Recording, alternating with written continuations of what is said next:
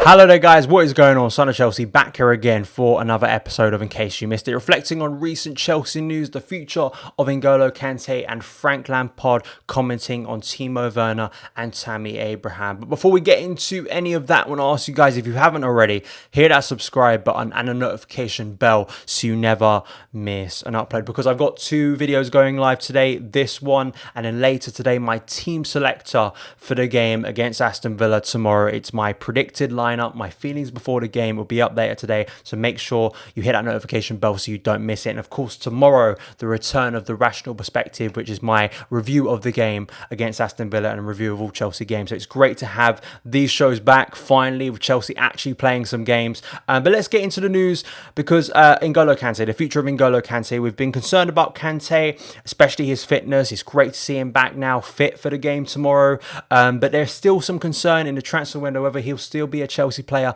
next season. Considering Chelsea making big moves in the summer transfer window, especially trying to get Kai Havertz, could that impact the future of N'Golo Kante in a Chelsea shirt? And Jacob Steinberg reporting here though that Lampard has denied he wants to sell N'Golo Kante to fund Kai Havertz and Chilwell moves. Chelsea are targeting Havertz and Chilwell after confirming the signings of Timo Werner and Hakim Ziyech, but Lampard insisted he has no intention of losing Kante, even though the manager accepted some squad members could be sold when the transfer window opens. Lampard also gave some quotes around N'Golo Kante's future, saying, "In terms of N'Golo, I've seen some talk and reports about him and his future at the club. Coming back to Chelsea and having N'Golo Kante is something I really want to appreciate and work with. Because of injuries, it's been tough for N'Golo. It's nice to see him a little bit fresh. N'Golo is so important to us going forward. We need him regularly and hopefully we'll have that now." Very positive comments from Frank regarding N'Golo Kante's future. Very strong comments as well. I very much feel that N'Golo Kante could be absolutely massive for Chelsea in these remaining games.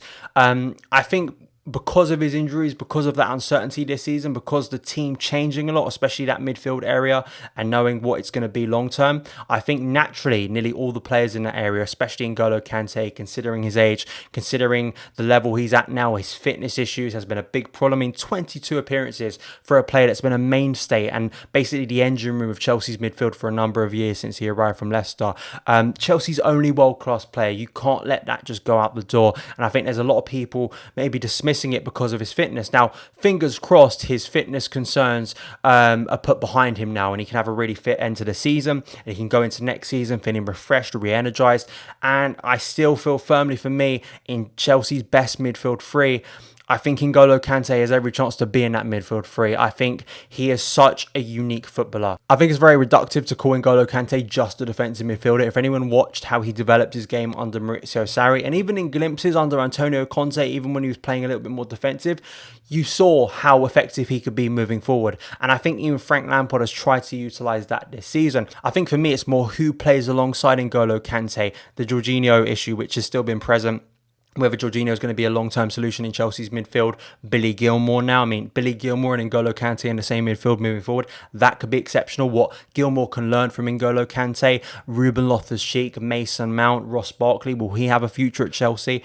In terms of selling players, I've said this before, I think it may not be one of those big players. The valuation between Juventus and Chelsea for a player like Jorginho is way off at the moment, and Chelsea want to keep Jorginho apparently. Same with N'Golo Kante. So Ross Barkley could be sold for a profit for Chelsea. I'd love to see N'Golo Kante stay. I think Lampard wants him to stay. I think Lampard wants to have him as part of his best midfield. Unfortunately, he just has not been able to do that consistently this season. We know what N'Golo Kante can do on his best day. We've even seen it in brief glimpses this season in terms of adding to the attack, adding to the defence, adding to the energy and pace and movement in midfield, which I think is key. And I think Frank Lampard wants to inject movement, quick movement into his midfield.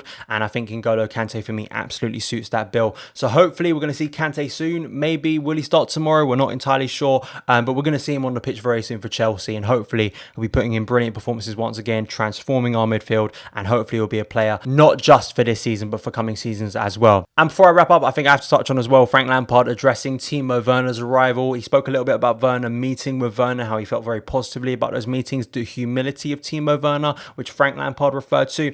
But basically the last question of the press conference was one we've all been asking about the relationship and the competition now between Tammy Abraham and Timo Werner, how that's all going to shape up. And Frank Lampard commented on this. I thought it was really interesting. Here is a clip I'll play for you so you can watch it, and then we'll come back and address his comments after.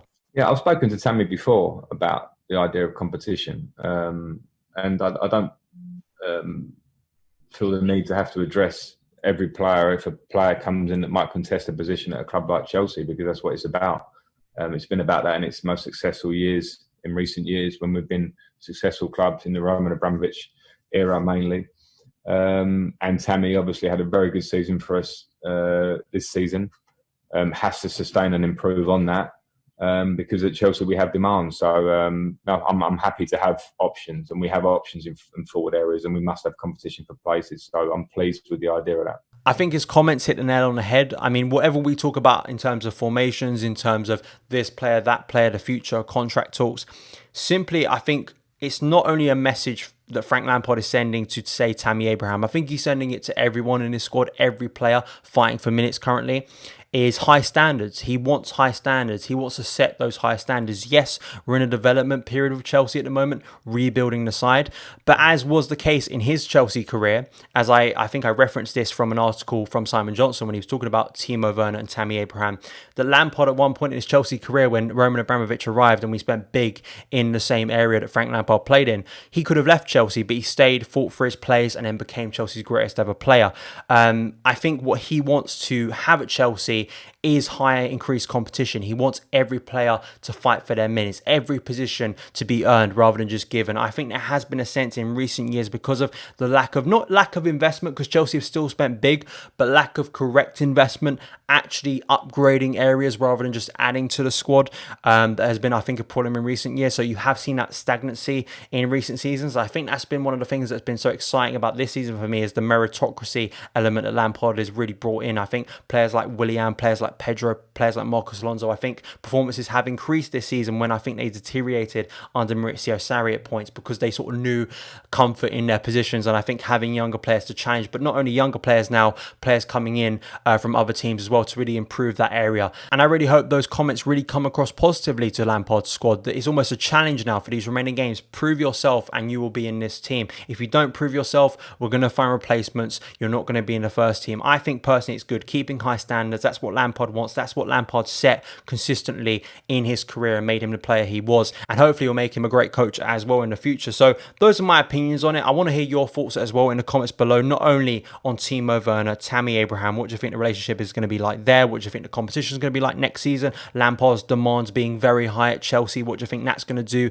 in the short to long term? And as well, the future of N'Golo Kante. Please let me know in the comments below. But that is it for this episode of In Case You Missed It. Thank you guys so much for taking the time to watch it. If you did enjoy it, hit that subscribe button and a notification bell so you never miss an upload. Follow me on Twitter at Son of Chelsea. Have a great day, and I'll see you again.